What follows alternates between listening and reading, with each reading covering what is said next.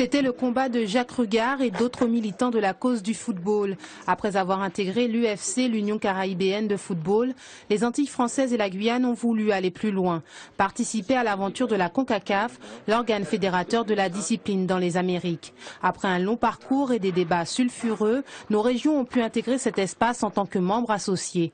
Mais les responsables du football n'ont jamais caché leur volonté de faire partie intégrante de cette grande famille, une démarche confrontée à l'hostilité parisienne. On parle football, mais le sujet est hautement politique. D'où la présence hier de représentants de la fédération aux discussions qui se poursuivent entre la CONCACAF et nous.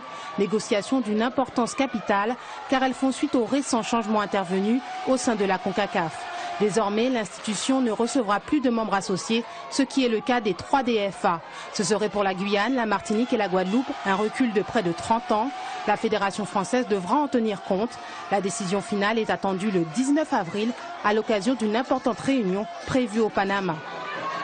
C'est un sujet de Ludivine Violet. Joseph Séné, bonsoir. Oui, bonsoir. Vous êtes le président de la Ligue de football de Guadeloupe, élu en fin d'année dernière. Nous vous recevons pour la première fois sur cette antenne, en télévision en tout cas.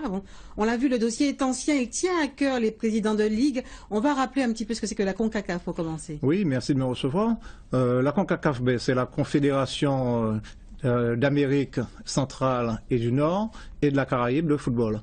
Vous savez que dans la Caraïbe, il y a aussi la CFU, qui est l'Union du football de la Caraïbe, donc qui regroupe les 32 pays de la Caraïbe.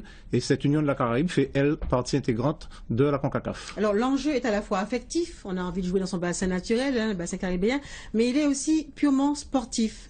Il est surtout sportif, puisque c'est une opportunité pour nos footballeurs donc, de s'exprimer dans la Caraïbe, de rencontrer donc, des pays qui ont des styles de football différents et leur permettre de s'étalonner, donc de montrer leur niveau de jeu par rapport à tous ces pays de la Caraïbe.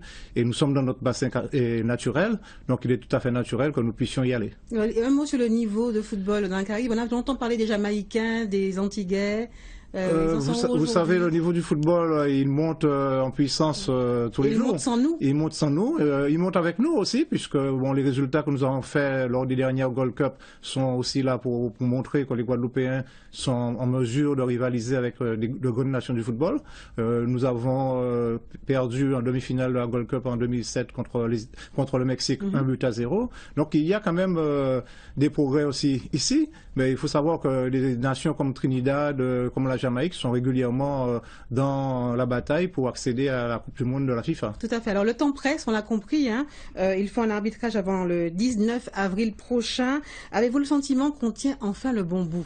Je crois qu'on est dans la logique des choses. La CONCACAF vient de changer de présidence. Le président Jeffrey Webb lui-même, c'est un Ilien.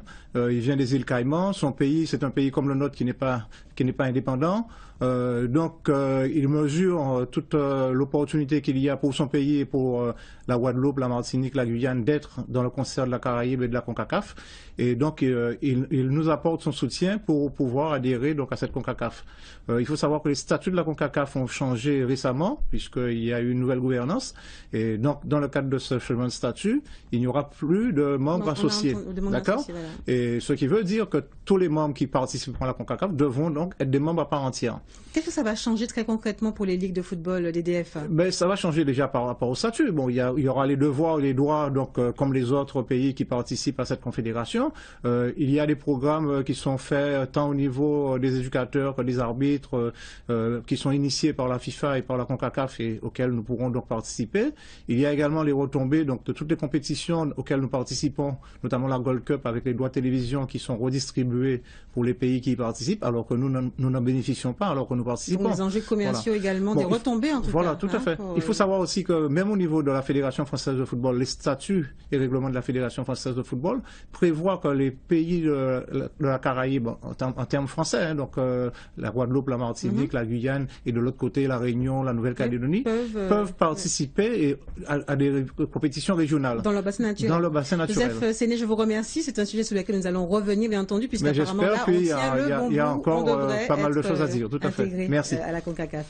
Football encore et la dernière journée des phases de poule.